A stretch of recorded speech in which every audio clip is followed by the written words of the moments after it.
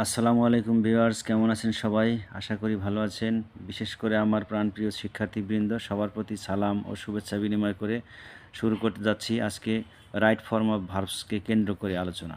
তো বন্ধুরা, আজকের আলোচনা হলো রাইট ফর্ম অফ ভার্বসের পার্ট 4, অর্থাৎ ব্র্যাকেটে ভার্বের প্রেজেন্ট ফর্ম বসাবো। আমরা ধারাবাহিকভাবে আলোচনা করতেছি কোথায় ভার্বের কখন প্রেজেন্ট ফর্ম বসবে, কখন আইএনজি ফর্ম বসবে, কখন পাস্ট পার্টিসিপল বসবে, এই একটা ধারাবাহিকতা নিয়ে ইনশাল্লাহ শুরু করেছি। তো এখন আলোচনা চলছে ভার্বের ব্র্যাকেটে ভার্বের প্রেজেন্ট ফর্ম বসানোর নিয়ম। তো আজকের পর্ব হলো 4। তা আজকে 4 নাম্বার পার্টে আমরা দেখতেই পাচ্ছি রাইট ফর্ম অফ ভার্বস। এর মানে কিন্তু আমরা জানি ব্র্যাকেটের ক্রিয়ার সঠিক রূপ নির্ণয় করতে হবে। তো দেখতে পাচ্ছি বন্ধুরা, আর কথা নয়, গল্প নয়, এখানে কি যে আন্ডারলাইন করা আছে ইউনিভার্সাল, চিরন্তন, ইউনিভার্সাল ট্রুথ, অর্থাৎ চিরন্তন সত্য প্রকাশ করতে, চিরন্তন সত্য প্রকাশে ভার্বের প্রেজেন্ট ফর্ম হয়।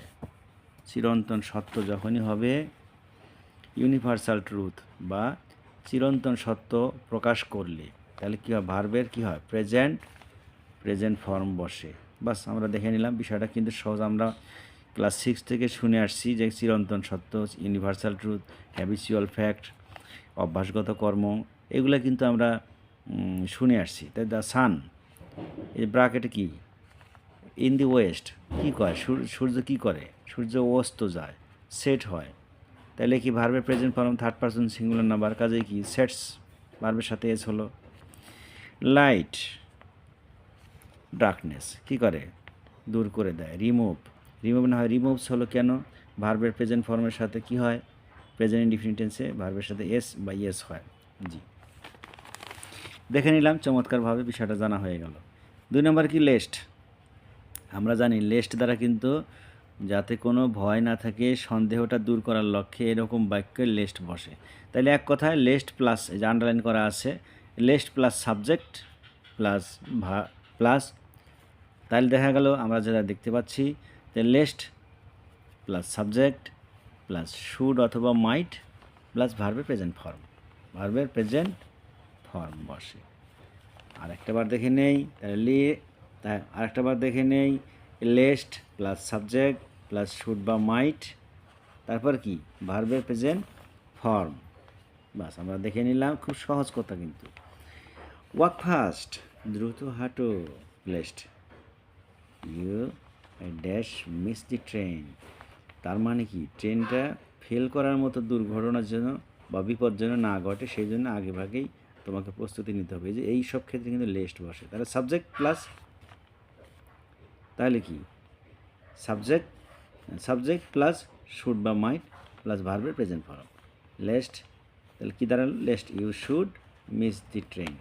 অথচ শুধু you should miss the train দিলে কিন্তু অর্থ ভিন্ন হয়ে যায়, এই জন্যই কিন্তু লেস্ট ব্যবহার করা হয়েছে। বন্ধুরা, আমরা কিন্তু জানি এরকম বিপদ দূর করার লক্ষ্যে লেস্ট ব্যবহার বসে, যাতে এমন কিছু না ঘটে, এরকম ধারণা বোঝায়। 3 নম্বর সূত্রে আসি। মাত্র 3টি সূত্র নিয়ে আলোচনা করেছি বন্ধু, একেবারে সীমিত, মাথা যাতে ঠান্ডা থাকে এইভাবে আলোচনা আমাদের ধারাবাহিকতা চলছে। সো ডট ডট দ্যাট, এই সূত্রগুলো কিন্তু আমরা অনেকবার শুনেছি, তাই না? তাহলে দেখে নিলাম, সো ডট ডট দ্যাট থাকলে, এরকম যদি বাক্য থাকে, এক শর্টে লিখেছি তো, এরকম বাক্য থাকলে মনে রাখতে হবে দ্যাট যুক্ত ক্লোজটির সাবজেক্ট, অর্থাৎ এই যে দ্যাট আছে না, এক্সাম্পল দিয়েছি, এই যে he is so weak, that, এই দ্যাট যুক্ত ক্লোজ কোনটা, এরপরে যেটা, এটা হলো দ্যাট যুক্ত ক্লোজ, এই যে কথা বলা হলো। তাহলে কি দ্যাট যুক্ত ক্লোজটির সাবজেক্ট, এরপর প্রথম ক্লোজটির টেন্স অনুযায়ী মে অথবা মাইট প্লাস ক্যান অথবা কুড প্লাস নট প্লাস মূল ক্রিয়ার প্রেজেন্ট ফর্ম বসে। এখন আমরা আলোচনায় দেখি কি বলা হলো, সূত্রে যেটা বলা হলো, হি ইজ, হয়তো বুঝে আসবে না, এখন ভালো করে দেখুন। হি ইজ সো উইক, এই যে দেখেন সো আছে, দ্যাট আছে, সো ডটার বলতে এখানে একটা অ্যাডজেক্টিভ বা অ্যাডভার্ব কিছু বসবে। তাহলে কী হলো, হি ইজ সো উইক, তার মানে কি দ্যাট, সো উইক, এই যে দ্যাট দিয়ে যে নতুন ক্লোজ শুরু হলো, দ্যাট ক্লোজের আগের ক্লোজ মানে কি সো ক্লোজ, আগের ক্লোজের ভার্ব যদি প্রেজেন্ট থাকে এ পাশে ক্যান মে দিয়ে নট বসাবো। আর যদি দ্যাট ক্লোজের এই যে দ্যাট ক্লোজ শুরু হলো, দ্যাট ক্লোজের আগে যদি পাস্ট থাকতো তাহলে হি ওয়াজ থাকতো, পাস্ট থাকতো, তাহলে আমরা এখানে কী দিতাম, কুড অথবা মাইট দিতাম, কারণ ক্যানের পাস্ট কুড। এপাশে ইজ আছে, এই যে ইজটা কি প্রেজেন্ট, কাজে এখানে আমরা ক্যান দিলাম প্রেজেন্ট। আর এপাশে যদি ওয়াজ থাকতো তাহলে এখানে ক্যানের পাস্ট ওয়াজ দিতাম।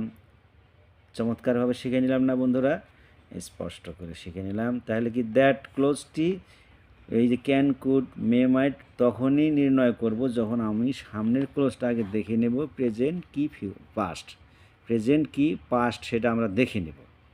তো এটা দেখলাম প্রেজেন্ট ফর্মে আছে, অতএব এখানে আমি কুড না দিয়ে কী দেবো, ক্যান দেব। এখানে মাইট না দিয়ে মে দেব, এরকম অর্থে বাক্যের ধরনে যেটা পাওয়া গেছে, হি ইজ সো উইক, সে এতই দুর্বল যে হি ক্যানট ওয়াক, সে হাঁটতেই পারে না। বাস, এর চেয়ে আর সহজ করে আর কি বুঝবেন, সহজ করে বলা হলো। ইনশাল্লাহ আশা করি শতভাগ সফল হবেন। সেই সফলতার স্বপ্ন নিয়েই লেখা বন্ধুরা, এখন আর স্বপ্ন নয়, আশা করছি আপনারা শতভাগ সফল হবেন।